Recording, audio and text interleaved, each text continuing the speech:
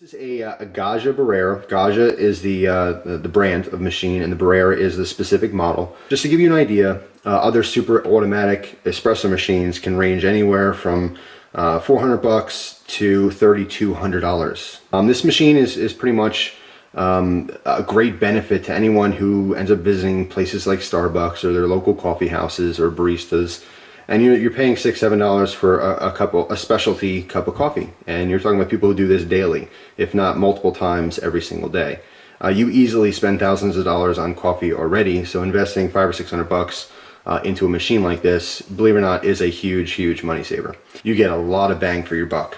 Now, what is a super automatic espresso machine? There's a lot of different ways you can make espresso.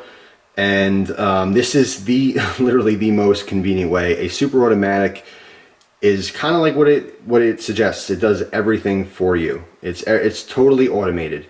This is what's referred to as a bean to cup machine. You put fresh roasted whole coffee beans in the top, turn it on, push a button, and you have fresh roasted espresso. And of course you can use that to make a multitude of drinks. And yes, you can make regular old black coffee. Now of course with any machine or specifically any product, there's going to be pros and cons. Nothing's perfect. Where this really shines, I think, is it's the fact that it's so compact. Okay, this is only 12 inches high, all right, and about 12¼ inches to the very highest point of the machine, which is the lid for the bean hopper on the back. A lot of people have a limited height in their kitchen because of their cabinets. Now, if I put the camera up, you'll see that I still have some excess room on top here, so size isn't a huge issue. I still like the fact that it's very compact here. Price is an issue. Okay, there's a lot of different factors and people pick different machines for different reasons. Does the $500 machine make coffee just as good as the $3,200 machine? In most cases, yes. It really just depends. I think personally that it comes back to whatever coffee beans you're putting into it. You have a quality coffee bean, the machine plays a little part in how it's going to taste. However, this machine is still extremely capable, and I think would make just as good of a cup of coffee or a shot of espresso just as much as the $2,000 machine or the $1,500 machine or anything else. But the pros of the machine on this specific machine are very great. The biggest one obviously is size. A lot of people do have that limited counter space, as specifically the counter height because of their cabinets being over top. But besides that, two features on this machine that I really like compared to a lot of the other machines is the fact that both the water reservoir and the drop container where your used coffee grinds, actually coffee pucks, because you'll see that later, but they both are in the front, so very easily accessible. Once I turn this machine on and push it back into the nook, I keep this in the corner of my my kitchen counter here. I don't have to touch it. I don't have to constantly move it. A lot of these different machines, your water reservoirs are on the side or even the back, and you're talking about handling your machine constantly. And every single time you move your machine, you have a possibility of damaging it. Some of the downsides you get because it is smaller, obviously capacity. The bean hopper on top, which I'll show you in a second, holds a maximum of 8.8 ounces of beans, and the water reservoir holds about 40 ounces of water. Now for me, in my specific use for this, which is, on an average basis, I'll probably make 1 to 2 coffee drinks a day with this machine. If you're someone who makes 8 or 9 or 10 cups of coffee, or shots of espresso or whatever, any kind of milk-based coffee drink, and you're constantly using the machine, or perhaps you constantly entertain, maybe you're in a household with 10 people in it, who knows, you'd probably want to go with something that's bigger for the sheer fact that you don't have to put water in it as often, you don't have to fill the bean hopper as often. You do have a place to put a filter if you want to put like a charcoal filter in here or something. Anyway, like I said, on the back is the on-off switch right next to the power plug. So once we turn this on, you'll see our power button is going to just slowly flash red, and that's normal just to continuously do that. On top here, here's where the cup warmer is. All right, now on top here on the front where the cups, you see, this is where I store these cups, these glasses. This is a cup warmer on the top. Now this is passive, meaning that there's not a specific heating element that's keeping this hot. You're not pushing a button and starting this to get it nice and warm. Being passive, basically, as your boiler inside is heating water and stuff like that, the steam that is produced by the machine, either by the steam wand or internally, it's basically rising. Heat rises, steam rises, so this does get a little bit warm. I did find that this does not get incredibly hot, so you'll never burn yourself on it, first of all. But I prefer to warm my cup, because when you're pouring your shot or having a cup of coffee, it's something I never really even thought of until I started watching some of these videos on Whole Latte Love's YouTube page. Is when you're pouring hot coffee into a cold cup or even a room temperature cup, you're losing the heat of your coffee. The cup itself is immediately shocking that heated coffee and pulling the temperature down, and your coffee cools off faster. So it makes sense to warm your cup before you actually fill it with coffee. But the point I'm trying to make here is that this passive cup warmer on top, although it does get warm, it doesn't get warm enough for my preference. So what I do is, when the machine pushes water through the steam wand to clean it, I'll fill my cup with that. Or when it does its rinse cycle, which you'll see here when you turn the machine on, after it's been off for a while, it will go through a rinse cycle. Okay, basically pump hot water through the machine to clean everything out. If there's old coffee sitting in there in the lines or something, it cleans all out, which is fantastic. What I'll do is, before I make a cup of coffee, I will fill the cup with, I'll use the cup I'm going to make the coffee in to catch that water, and therefore warming my cup. That's the passive cup warmer. A lot of these super automatics will have some form of a cup warmer. Some of the bigger ones and or more expensive ones have a specific heating unit that's made just to heat that, okay, whether it's electronic or from the boiler itself. We have our bean hopper. All right, there's a lid for it with a rubber seal on it, so it keeps all the air out of your beans so they keep nice and fresh. All right, like I said, it holds up to 8.8 ounces in here. And I've used ground coffee as well. I always keep ground coffee on hand. Just really cheap. I think this is, I think it's Maxwell House or something. Just some cheap, whatever, pre-ground coffee. And they have a bypass doser here you can put grinds in, which is a really big beneficial feature. I think pretty much every super automatic espresso machine has this option. So if you don't have access to whole coffee beans, the machine comes with this plastic scoop you see right there, and it's the exact dose you want for for this specific machine. And basically, you don't have to even touch the lid. When the lid's on, you have access to this bypass doser, and you put your grinds right in there. Now you can put your grinds in there to make regular coffee. You can do anything with that, but basically you have the option to not grind fresh beans, okay, and to just use ground coffee, pre-ground coffee. Yes, all the super automatics will have their own built-in grinder. That's bean to cup. It's doing everything for you. So you actually have a coffee grinder within the machine itself, which is fantastic. And what happens is when it goes on, it vibrates and pulls all the beans down in there and grinds exactly what you need for one brewing process. When you're grinding your coffee, you have an adjustment knob here for your grinds. All right, there's 5 different adjustments, and basically this is how fine your coffee grinds are. When you're making espresso, you want a really fine setting. Okay, so when the hot water is pushed through your grinds, the finer it is, the more flavor you're really picking up on that. It's very kind of condensed flavor. If you're making a traditional cup of coffee, regular old coffee, whether it's black or you put cream and sugar in or whatever, while the grinder's on, that's when you adjust this, and you basically rotate this to a higher or a bigger circle. I don't know if you can see those on there. But basically that's, showing you that it's a, the grind setting. So there's 5 different grind settings.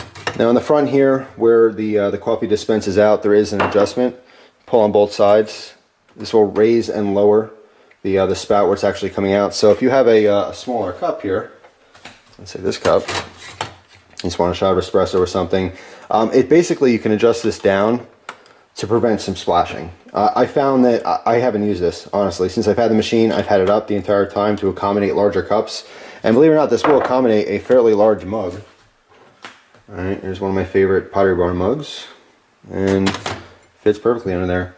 Everything rests on here. This is your drip tray, which is pretty straightforward in case you make a mess or whatever. It's not going on your countertop. It's catching any residual splash or anything like that, particularly when you're using the steam wand. In this specific case, it's a plastic drip tray, and it has a metal insert on top.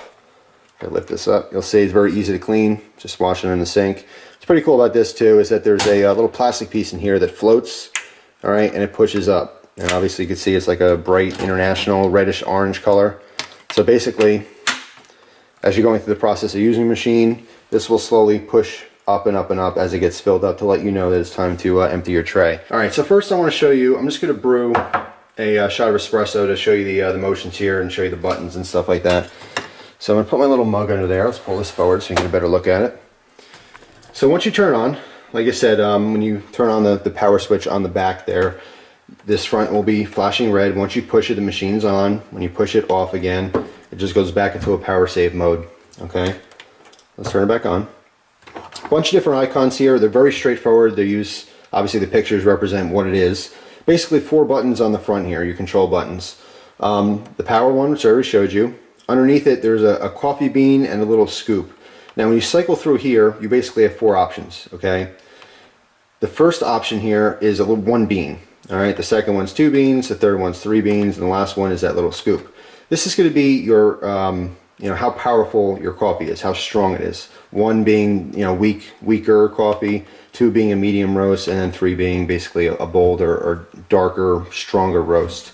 All right, excuse me, not roast, actually your shot. So when you change the amount of beans, you're changing the amount of coffee it's grinding. Okay, if you want a lighter coffee, it's not going to grind as much. You go on 3 beans, it's going to grind the maximum for that specific shot. I found I happen to prefer really strong coffee, so I always stay at 3 beans. What's pretty cool is that when you go to that 4th option, it goes to the little scoop, and that's when you use your bypass doser on top. If you're putting pre-grounds in there or pre-ground coffee, you put it directly in there, and then you want to make sure you're on your scoop so it knows to pull it from there as opposed to grinding. As far as the grinder inside this machine, it's pretty quiet. I have a Keurig, actually it's right here. I still use it. It's still an awesome machine, but nothing like this.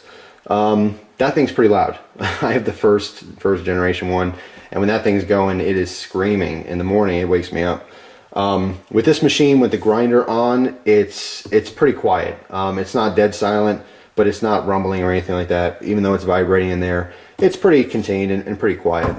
So yes, I'm going to go to 3 beans for the strongest coffee, or the most grinds available. And then you have 2 buttons on the left here. The top button is showing, let me zoom in here so you can see it's a little better. The top button is showing a like a half-filled cup, and then the bottom one's a more filled cup. You can easily program these. It's really easy to program. Basically, when you get your machine new, when you or at any point, you can program these and change the, you know, how it's programmed. Basically, you push and hold the button down. You hold it down the entire time. It's going to first grind your beans, then you know, fill up. It's going to tamp inside, which is basically compressing the coffee grounds, and then it's going to start brewing. You hold this down the entire time, okay? Once it starts brewing your shot inside, you let go when that's enough, and it will always remember that exact amount. Not how much you're grinding, but it's going to remember exactly how much coffee it's actually dispensing into your glass. So what I've done is I programmed this to basically be 1 shot, or what I would consider 1 shot of espresso. And then on the bottom button, it's the same thing. You can program whatever you want, but for this one, I programmed it for my specific mug.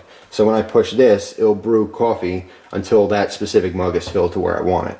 Really, really simple, really straightforward. At any time at all, I can push and hold that, and I can actually, you know, reprogram it. It's really, really simple. I love that feature. Now, at any point in time, if you push this button once, it'll show just the 1 cup here, and it'll brew your 1 shot. If I push it twice, it'll show the double cup, and basically that's 2 shots. What's cool about this is that if it does 2 shots, it'll go through the entire process again and grind fresh beans.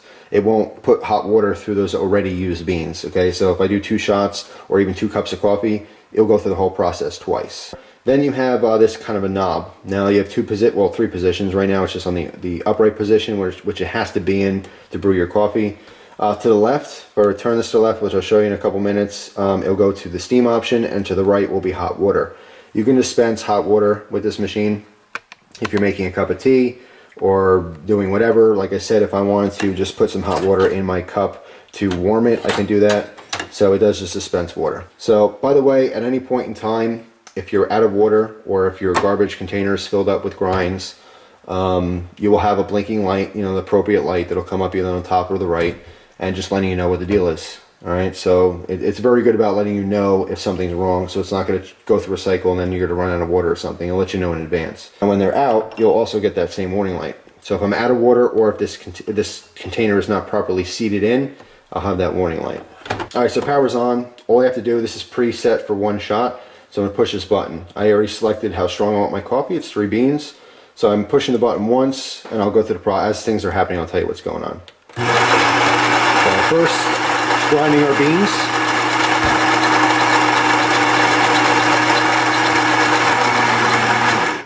Pulling the appropriate amount of beans down into the grinder. What you're hearing now is the a pre-soak. What it does is this noise right there. It's wetting my grinds first, so that when it brews through, it's already prepped. It's better for brewing. Zoom in on that. You can see there's two. It dispenses out of two holes. And this is pretty common for any espresso machine to pump out of two holes here. So what you can do is you can actually put two glasses side by side. All right, so that it's actually brewing into two glasses at the same time. Whether you're doing two shots or whatever you want to do, it'll pretty much every machine, whether it's super automatic or semi-automatic, it will have two spouts that it's actually brewing out of. So that's pretty much it. I have a shot of espresso. You can see the crema, which is on top. Basically, when you're making espresso, and this is for people who just don't know anything about it at all, and this, again, it's all new to me, the difference between regular coffee and espresso is pressure brewed through finer grinds, okay? So what's happening is you're putting pressure on that water and pushing it through the grinds, as opposed to a drip style coffee, your regular old coffee pot, where basically gravity is pulling the water down through coarser grinds. And what happens is, as it's pushing through, it's almost like it comes out in like a froth. It doesn't come out like a liquid, it comes out like a froth or a foam. And the foam that settles on top is known as the crema. And it's very sought after to have a very rich, thick, creamy crema. It's where a lot of the oils collect from the coffee beans. It's extremely flavorful. So this is what I just have it set for one shot. It's a little bit of a heavy shot. Most people would have it set for a little bit less. But you can see nice, rich, foamy crema on top. Alright, and as it's actually brewing, you can see it kind of settling. It's actually fun to watch. Maybe I'm easily amused, but anyway, let me take a little sip of this. Extremely rich, delicious. Now, if you wanted to make a Americana, which, from what I understand, is basically a shot of espresso with hot water in it. So let's say make espresso, and it's a little strong for you, or you just don't, it's too much. And it's delicious. All you want to do is add hot water to it, and that would be an Americana. So what I'm going to do is, just for demonstration purposes here, I'm going to switch this over to the water. All right. I'm just going to dispense hot water into my cup. Now that first little bit was basically the cleaning of it, but since it's hot water, I'll just throw it in my cup anyway.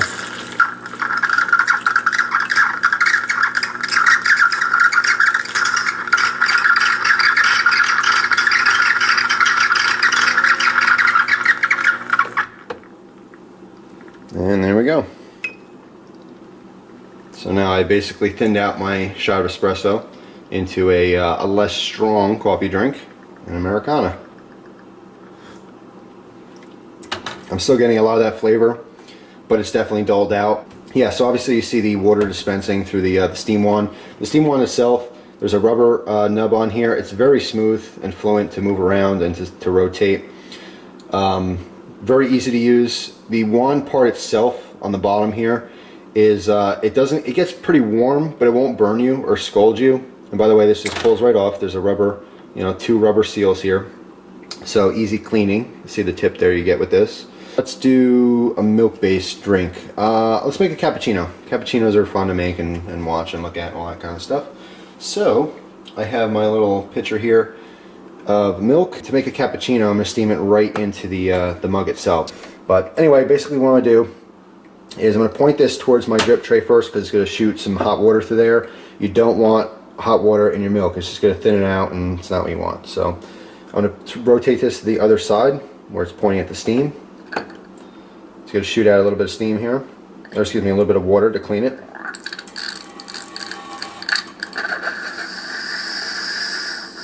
Alright, I'm going to put this into my cup, give it a second to start creating that steam. Now I want to leave the tip basically just underneath this top of the milk. Alright, because I want to create that air. You can see it's rising in volume.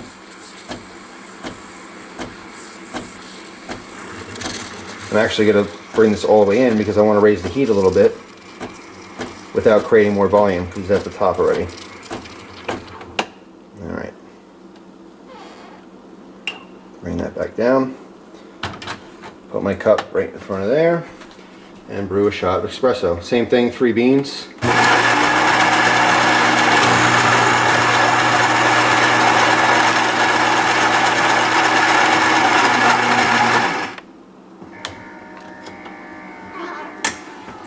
Now, I found this machine, it takes about 21 seconds to brew a shot of espresso.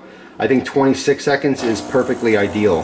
The amount of time it takes the coffee or the water to go through the coffee grinds will definitely control basically how much flavor you're getting out of that coffee.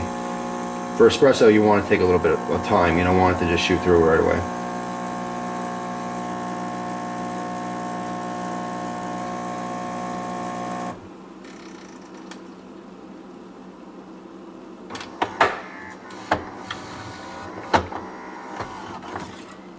Alright, take you off zoom here, and that is a perfect cup of cappuccino. So, let me give a little taste test here.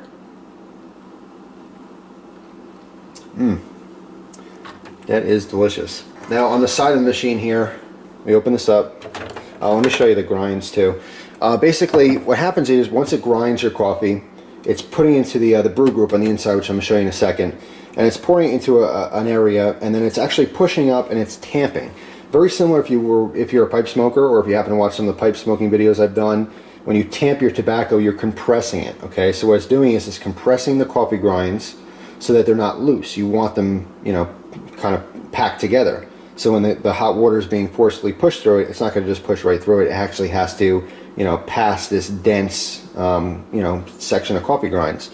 But what happens is when it kicks it out in these little, you know, compressed pucks. Alright, so they're easy to handle. It sucks all the moisture out. Alright, if I were to squeeze this, it would crumble. But it's pretty easy to handle, so you're not dealing with more of a mess. But that's basically what you're grinding and compressing. Alright, so using about that much coffee per shot. You're getting a heck of a lot of flavor out of it. It's really cool. This holds up to 8 pucks. I found that it dispenses probably 5 or 6, and then the light will come on just because of the way they shoot in there. They kind of stack on each other. Even though this will probably hold 10 or 12 of them, the sensor kicks on at about 5 or 6, just for reference there. You open your side up here, and this is what's called the brew group. All right, see, just push over, the whole thing comes right out. This is basically, let me just shake this over the sink a little, I'm not dripping. This is the brain of the machine. This is what's doing all the work inside.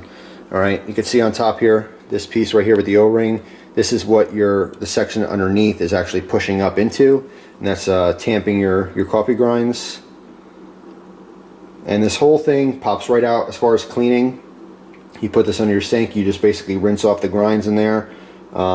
And then there's certain spots that are greased up on the tracks. There's grease on there, so you don't really wash this thoroughly. If you did, you know, this comes with a tube of grease, all right, so you can re-grease that if you need to. But basically all you have to do is just rinse this whole brew group, let it air dry, all right, put the whole thing right back in, and you're ready to go. Just put it right in the tracks, and it locks right in. I'm going to put this in the steam, put this over to steam. I just have a clean cloth here, a washcloth. And once this spews out a little bit of hot water or steam, I'm going to shut it back off. That's enough. And just wipe down my entire steam wand here. Okay. You want to do this each time, like I said, just so that you literally don't, you can pull the whole thing off if you want to. Make sure that little pinhole's clean. But if nothing else, you just don't want old dried milk to sit on there. So that's pretty much it, guys. I'm going to put a bunch of links in the description box. I'll definitely link you to this specific machine so you can look at the specs and the layout of the website and stuff. But besides that, I'm also going to link you to Whole Latte Love's YouTube page because it's extremely informative. That's all. Thanks for watching, guys. If you have any questions about anything at all, feel free to ask, of course. Some questions, more technical questions, might be more appropriate for them. Whole Latte Love. By the way, very catchy name. Whole Latte Love. I'm in love. I'm in love with their company, their people, and their products. So I'm sold. Anyway, thanks for watching. Hope you guys enjoy the rest of your day, and I will see you soon.